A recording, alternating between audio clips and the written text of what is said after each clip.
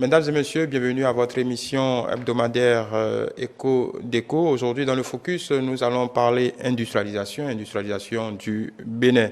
Et ce sera avec Sophonie Jed Koboudé, économiste et directeur du think tank panafricain, l'Afrique des idées. Comment allez-vous? Je vais très bien. J'espère que vous allez bien aussi. Voilà. Je le rappelais, vous êtes économiste de formation, directeur général du think tank panafricain, l'Afrique des idées. Voilà un peu pour la présentation et essayiste également à vos heures. Alors, quand on parle d'industrialisation, sur ces 5, 6 dernières années, évidemment qu'il y avait des bribes avant 2016, mais simplement, qu'est-ce que ça vous évoque quand on parle d'industrialisation du Bénin? Déjà, on parle de quoi très exactement? Alors, effectivement, la question de l'industrialisation est une question absolument centrale dans la vie économique, dans le développement économique d'une nation. Ce qu'on définit en général par l'industrialisation, ou en tout cas l'industrie, c'est tout ce qui n'est pas du secteur primaire et qui ne relève pas des services. Donc c'est comme ça qu'on caractérise, on borne en tout cas, le secteur qu'on appelle secteur industriel. Et puis l'industrialisation, c'est le processus par lequel un pays se donne les moyens de transformer des matières premières ou des ressources naturelles pour effectivement apporter de la valeur ajoutée et en quelque sorte s'enrichir. Voilà, ok. Ainsi présenté, restons toujours dans le général. Quand on parle d'industrialisation, il faut dire que pour des pays comme le nôtre, des pays africains, ça a toujours été un objectif. C'est un peu comme, disons, la clé de voûte de notre développement tant souhaité. Maintenant, quand on se place sur l'échelle globale, on a les pays industrialisés, les pays développés qu'on connaît tous. Il y a les pays qui sont en voie de développement. On parle les pays, grosso modo les pays surtout du pourtour asiatique. Et puis il y a, on va dire la troisième partie, les pays pauvres, hein, pour rapidement faire un tableau exhaustif, les pays pauvres qui cherchent les voies et moyens d'arriver quand même à faire naître un circuit ou en tout cas un terreau d'industrialisation. Mais est-ce que c'est la solution ultime pour amener nos pays vers le développement? Oui, ce n'est pas la solution ultime. Je pense qu'il faut développer tous les secteurs, à la fois le secteur agricole, les services, etc. Mais le secteur industriel reste quand même un secteur absolument central. Pour deux raisons. C'est le secteur, quand on regarde la théorie économique et les travaux des économistes, ce qu'on voit, c'est que c'est le secteur dans lequel on a, au fond, une durée des emplois la plus longue. C'est là où on a la plus grande stabilité des emplois. C'est là où on a là où on a des effets d'entraînement en termes de capital humain qui sont les plus élevés. Donc, on peut prendre la question par n'importe quel bout. L'industrialisation pour des pays qui aspirent au développement, etc., reste un passage obligatoire. On ne peut pas s'en passer parce que, d'ailleurs, c'est l'histoire de l'aventure humaine. Si on regarde depuis c'est pas moi, la paléolithique. Ouais. On essaie à chaque fois, l'humain essaie à chaque fois d'appliquer ses facultés aux choses pour les transformer. Donc, c'est toujours la question de la transformation. Comment on passe de la matière première à des produits manufacturés, à des produits qui ont une plus grande efficacité économique. Voilà. Aujourd'hui, pour revenir un peu plus au Bénin, comment appréciez-vous les velléités de développement dans ce secteur depuis 2016? On sait que beaucoup de décisions ont été prises Ben, visant à améliorer voilà, l'environnement des affaires. Beaucoup d'incentives ont été mis en place. En tout cas, il y a un gros chantier qui a été entamé depuis quelques années. Comment appréciez-vous déjà, grosso modo, ce qui est fait en ce sens chez nous? merci beaucoup pour cette question. Bon, je vais essayer d'apporter une réponse, on va dire sans équivoque et ni brune. Le Bénin se réindustrialise. Je pense que c'est ce qu'il faut retenir. Le Bénin se réindustrialise. En 2020, quand on regarde les chiffres, la part dans le PIB du Bénin de la valeur ajoutée de l'industrie est de 16% de mémoire. Sur la même année, la Côte d'Ivoire est, je crois, à 20%, le Togo 20%, le Niger, pareil, 20%, le Sénégal à 24%. Enfin, grosso modo, le Bénin n'est pas largué quand on regarde les pays voisins. Bon, le Bénin est légèrement en dessous Oui. quand on regarde les chiffres. Mais enfin, il ne faut pas oublier que le Bénin est passé de 14% en termes de part dans le PIB de la valeur ajoutée de l'industrie en 2018 à 16% en 2020. Donc, c'est un effort à encourager. Tout à l'heure, j'ai dit que le Bénin se réindustrialise. C'est ce que j'ai dit. Donc, quelque part, je sous-entends qu'il s'est industrialisé par le passé. Et c'est vrai.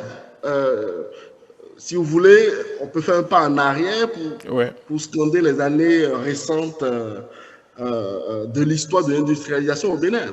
Ouais. Grosso modo, pour faire vite, si vous me le permettez. Allez-y. Pour faire vite, on a eu quoi? On a eu 4 périodes dans l'histoire de l'industrialisation au Bénin. Il y a eu la période années 60-72, 72-90, 90-2005 et je dirais 2005 à 2018. Ouais. La première période, 1960 à 72, c'est la période marquée par un tissu industriel quasi inexistant. Quand notre pays nous a été légué, nous a été laissé sans industrie. De mémoire, je crois qu'il y avait à peu près cette industrie à cette époque-là, au moment de l'indépendance, des industries datant de la colonisation, donc des années 50. Donc, c'est une période qui est vraiment marquée par, on va dire, l'absence d'industrie.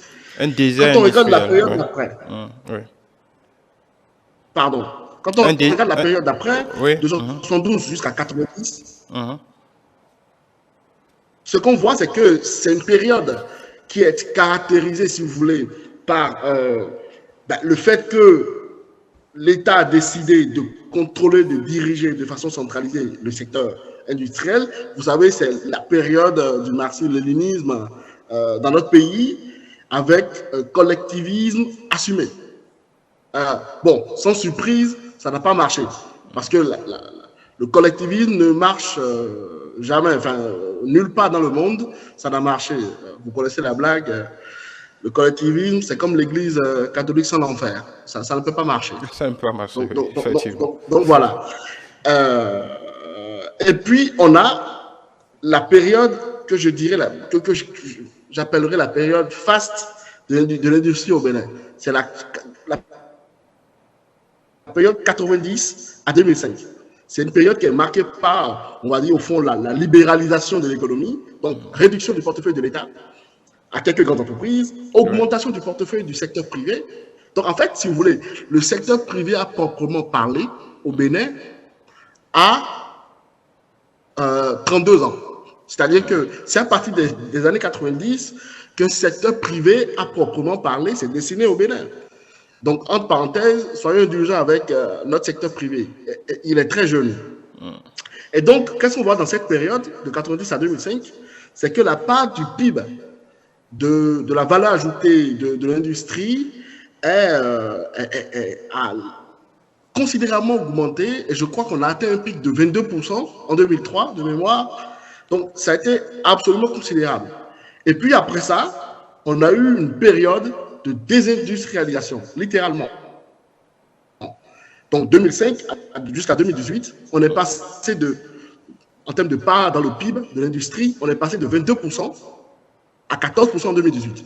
Donc, on s'est littéralement désindustrialisé.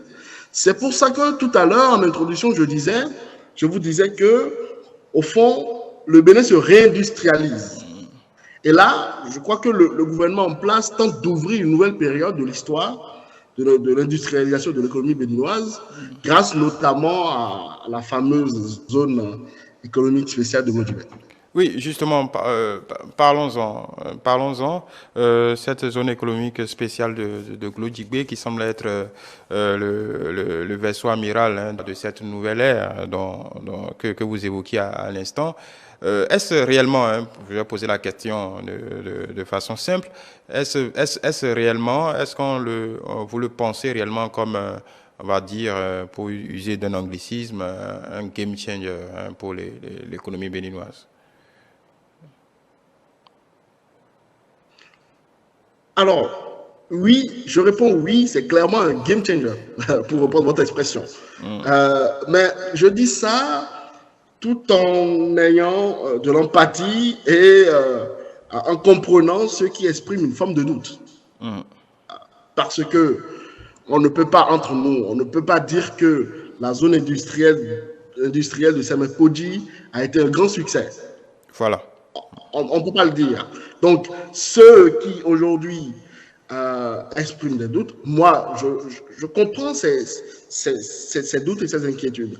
D'ailleurs, quand on regarde à l'échelle du continent, les zones économiques spéciales n'ont pas eu autant de succès en Afrique qu'en Asie, par exemple, et dans d'autres parties du monde, pour plusieurs raisons, parmi lesquelles je pense que la raison centrale, c'est quand même les infrastructures limitées.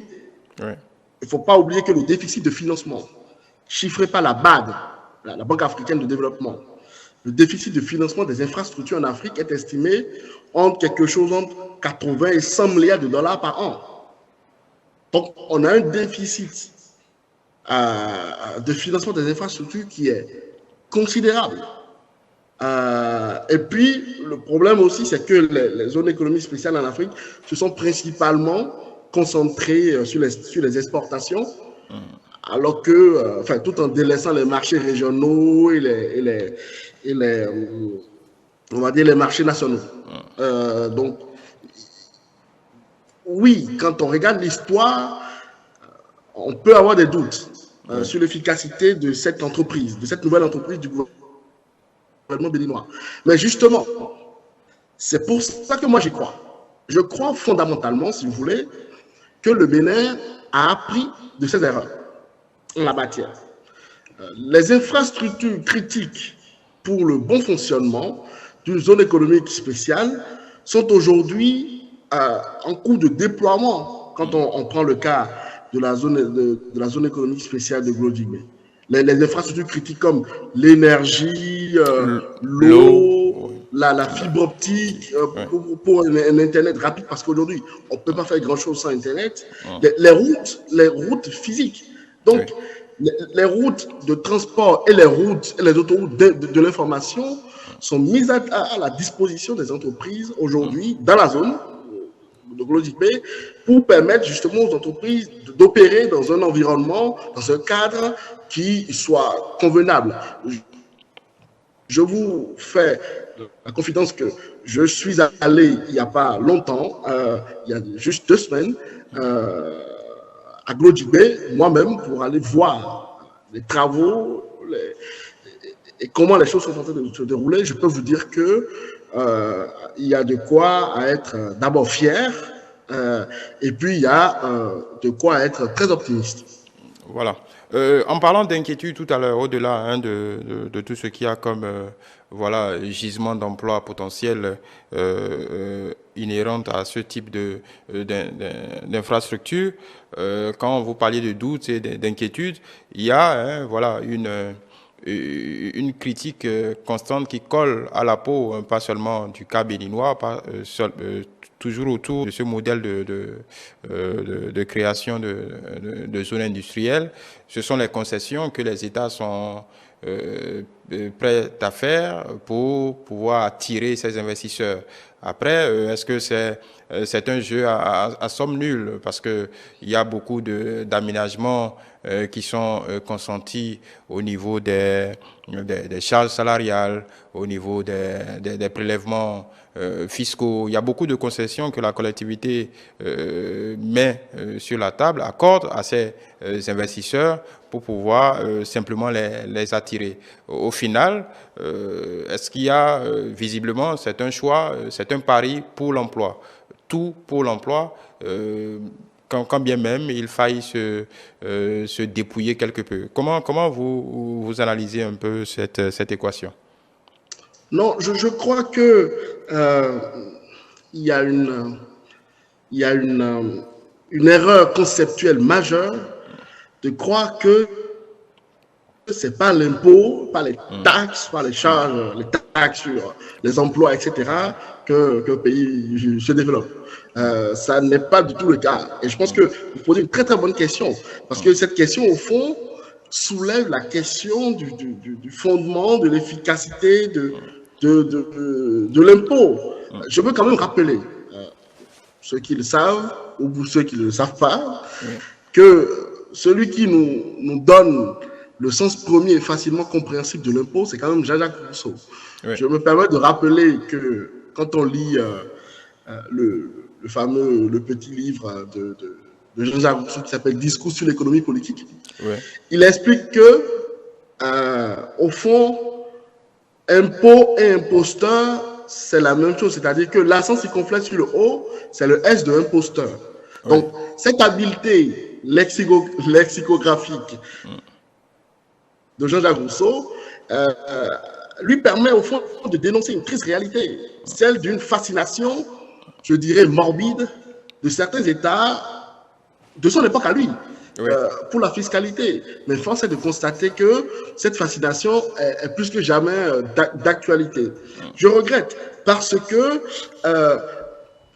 il faut toujours essayer de comparer de façon objective l'utilité de la dépense publique et la désutilité de l'impôt. Quand les gens disent oui, mais dans la zone économique spéciale, c'est le néolibéralisme, le libéralisme à outrance. Oui.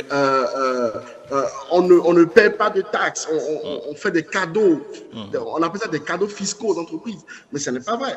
C'est simplement l'État qui dit, au lieu de prélever, j'estime que le privé peut faire une meilleure utilisation de ses ressources que moi en tant qu'État. Mais c'est aussi simple que ça. Moi, j'ai l'habitude, pendant mes vacances, de relire souvent les textes, les grands textes de l'histoire. Ouais. Et j'ai relu, il se trouve que j'ai relu de l'esprit des lois de Montesquieu. Bon. Montesquieu rappelle que on peut lever des tributs plus forts à proportion de la liberté des sujets. Et l'on est forcé de les modérer à mesure que la servitude augmente. Donc, si vous voulez, on ne peut pas passer notre temps à dire que il n'y a pas d'emploi, les jeunes sont au chômage, le pays n'est pas industrialisé, etc. Et quand on prend des initiatives, relever qu'au fond, on fait des cadeaux aux entreprises. Ça n'est pas... Enfin, il faut savoir... Mais il y a... Oui, voilà, il y a une question... Notre vérité éternelle, c'est que le capital ira toujours là où il y a de la rentabilité. Voilà, exactement. Là, vous m'avez tendu la perche, le capital, parce que aujourd'hui, il faut le dire, bon, c'est pas une doxa néolibérale pour autant. Jusqu'à preuve du contraire, nous avons épousé l'économie de marché. Mais en parlant de capital, on sait tous, vous et moi, nous savons que le capital, c'est la chose, en tout cas, c'est la matière qui circule le plus librement possible hein, sur l'étendue de la planète, encore plus que les hommes. Mais dans ce jeu de concession aux investisseurs. Il y a un phénomène qu'il faille juste mettre aussi dans la balance. Je prends l'exemple des phénomènes de délocalisation. Prenons les métiers, par exemple, les métiers, ce qu'on appelle putativement les centres d'appel, la relation client. Depuis les années 2000, 2099, 2000, les pays du Maghreb ont pu capter, ont pu forcer cette délocalisation, le Maghreb, Madagascar, l'île Maurice, ainsi de suite, en ayant des coûts du travail beaucoup moins élevés qu'en Europe, par exemple, et en aménageant des concessions pour l'installation, des facilitations, les charges salariales, en fait, toute la trousse à outils habituelle. Oui, ça a été une bonne expérience pour ces pays-là, mais autour de 2012-2013, évidemment, le coût du travail a commencé par s'apprécier. La marge sur le capital, évidemment, les marges ont commencé par baisser. Ces grosses entreprises ont commencé par regarder un peu plus ailleurs, un peu plus en bas sur le continent. Le Sénégal, la Côte d'Ivoire, Madagascar et l'île Maurice sont restés hyper compétitifs. Beaucoup ont quitté le Maroc, la Tunisie, ou bien se sont développés ailleurs. On vient d'accueillir l'une des mastodontes du continent, WebHelp, pour ne pas les citer. Donc, du coup, il y a toujours cette crainte, c'est-à-dire au bout de 10 ans, au bout de 20 ans, peut-être qu'avec cet afflux d'emploi et de capital, le coût du travail en viendra à s'apprécier et le capital cherchera d'autres, comment on va dire, d'autres havres de paix pour maintenir son niveau de rentabilité. Voilà. Qu'est-ce que vous pensez de cette crainte-là? C'est vrai qu'on peut voir venir. On a 10 ans, 20 ans pour voir venir. Le temps de créer beaucoup d'emplois, le temps de générer de la rentabilité et ainsi de suite. Voilà. Oui, alors effectivement, je crois que cette crainte, effectivement, de voir le coût du travail monter et puis voir un effondrement du taux d'activité, du niveau d'activité du pays, cette crainte est légitime. Je crois que c'est légitime, mais en même temps, c'est, comment dire, le sens de l'histoire. Qu'est-ce qui se passe à chaque fois? C'est qu'un pays est d'abord pauvre. Parce que le développement, enfin le sous-développement, c'est l'état normal des choses. Ce qui n'est pas normal, c'est le développement. Quand on regarde l'histoire de l'humanité. Donc on est d'abord sous-développé. Après, qu'est-ce qui se passe? C'est qu'on essaye de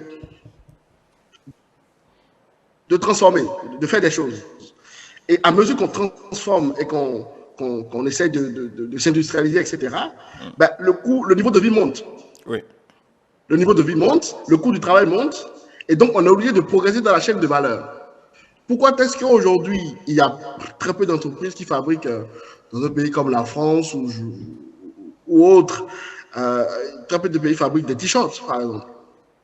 Parce que bon, le textile, aujourd'hui, n'est plus une activité rentable.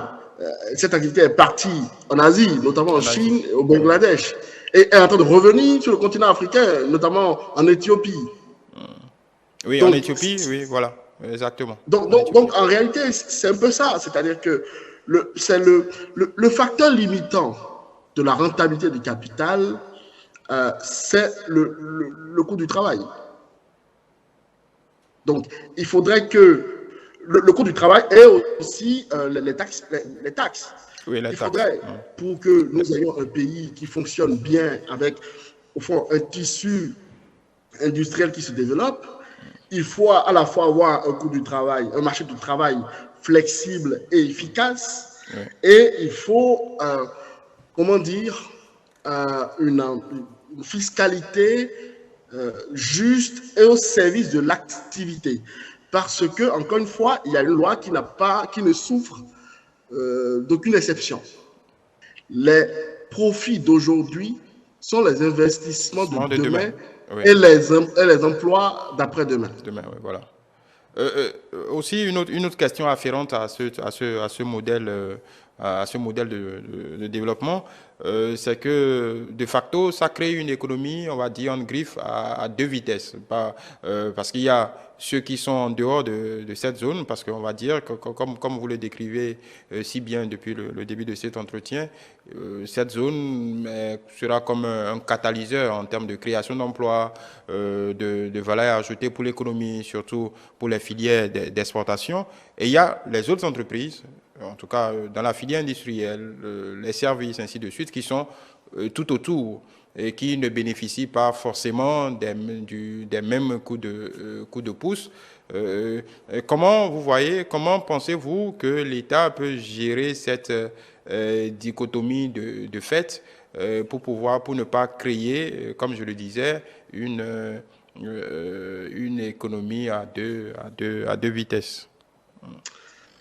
Une excellente question, effectivement, parce qu'on vient créer une espèce une île économique. Voilà. Un îlot. Voilà. Voilà, dans le pays. Oui. Ça peut poser des questions, effectivement. Mais d'abord, le problème comment dire, ce qu'il faut faire pour ne pas trop perturber les agents économiques, c'est d'abord que l'État reste le plus en dehors de cette affaire. C'est-à-dire que l'État reste, laisse le marché le plus libre possible. Parce que, encore une fois, je vais me permettre Allez-y. De faire une citation. Ouais. Il y a, je crois que c'est quel auteur qui disait que l'État commet une coûteuse sottise en se mêlant des activités économiques. Alors, pas que l'État doit se désengager totalement, mais qu'il faut que l'État laisse le marché le plus libre possible pour permettre aux acteurs de choisir. Et je ne crois pas qu'une économie à deux vitesses se crée tout de suite. Dans la durée, à long terme, oui, mais à court et moyen terme, ça n'est pas vrai. Parce qu'à court et moyen terme, il faut. C'est certaines formes d'industrie qui vont s'installer à Glodjibé. Oui, exactement. Notamment des industries, on va dire, dans le textile et on va dire, dans l'agroalimentaire, pour faire exactement, oui. Donc, ces industries-là, effectivement, vont bénéficier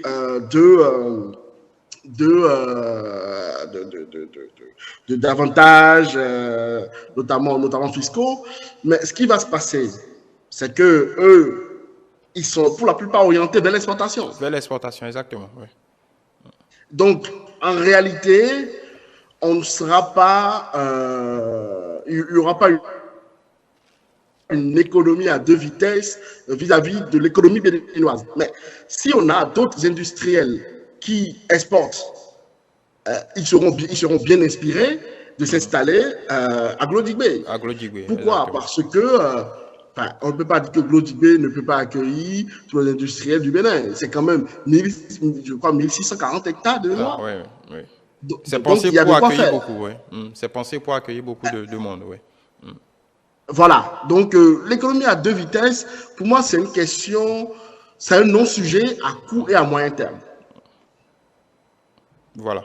On va peut-être maintenant dire un mot sur le développeur de cette zone industrielle, le groupe Arise, qui a une certaine expérience en tout cas dans la mise en place de ce type de structure.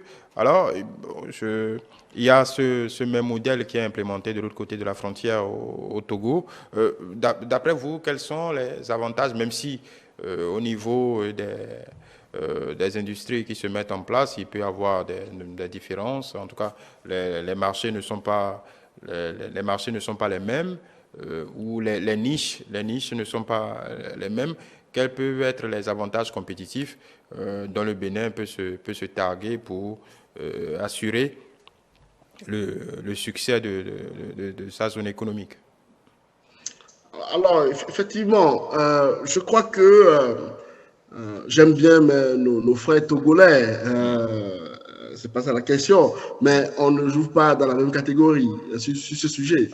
Je crois que la zone économique qui est en cours de développement côté Togo, c'est quoi 400 hectares, je crois, face à 1640 hectares au Bénin. En termes de dimension, on n'est pas du tout sur la même échelle. Enfin, il y a un facteur 4 qui se balade entre les deux zones économiques. En termes comment dire, en termes de financement mis en jeu, il y a un facteur 5 qui se balade entre les deux pays. Donc, j'ai envie de dire, on n'est pas du tout aux mêmes échelles. Pas du tout. Et puis, comment dire, le Bénin aura la chance d'opérationnaliser en premier sa zone économique spéciale. Donc, aura eu le temps d'attirer les investisseurs ayant le vent en poupe en ce moment. Donc, je crois que le Bénin a des avantages compétitifs qui sont fondamentaux. Le Bénin a une position, encore une fois, très remarquable en ayant le Nigeria à côté. Oui. Nous avons un port qui est l'un des ports les plus performants de la sous-région, notamment avec toute la digitalisation de processus au port. Nous avons un capital humain qui est de plus en plus performant. Les gens sont de plus en plus formés. Oui, je vous ferai juste remarquer que le port de Lomé n'est pas un petit client. Le port de Lomé est l'un des plus compétitifs. Absolument. Et d'ailleurs, même, il y a 3 ans, à surperformer, à mieux performer que le port autonome de Cotonou. Il y a 3 ans. Ça, je suis tout à fait d'accord sur ce point. Mais enfin, la capacité du Bénin, l'expérience du Bénin en termes de zone économique spéciale, le Togo n'en a pas. Donc, à la fois sur l'expérience, à la fois sur ce que je veux dire, le droit d'aînesse. Enfin, le Bénin commence son expérimentation avant le Togo. Oui. Donc pourra attirer des investisseurs, on m'a dit, ayant le vent en poupe en ce moment. Et en plus, si vous voulez, il n'y a pas d'opposition en réalité, parce que ce qu'on veut, c'est après une forme d'intégration des économies de la sous-région. Donc je pense qu'il va y avoir une forme de complémentarité. D'abord, le Togo peut après apprendre de l'expérience du Bénin et éventuellement ne pas faire des erreurs qu'on aurait pendant notre déploiement. Oui. Et puis, le Togo peut effectivement choisir un segment d'industrialisation qui serait complémentaire à celui du Bénin. Donc, je ne vois pas du tout d'opposition entre les deux pays. Voilà. D'accord. Donc maintenant, il nous reste quelques secondes. Pour finir, comment vous entrevoyez la suite? Parce qu'on voit déjà des usines qui, déjà ne sont pas encore à plein emploi, mais commencent déjà par produire. Cette zone économique est plus qu'en activité. Il y a des contrats qui se signent pratiquement toutes les semaines. Mais au-delà de cette zone économique, et au regard de tout ce qui a été implémenté jusque-là en termes de politique, en termes de politique générale visant à booster quelque peu le secteur productif, comment vous entrevoyez la suite? Au moins à moyen terme. Oui, à moyen terme, même à long terme, je crois que l'horizon béninois est de moins en moins sombre.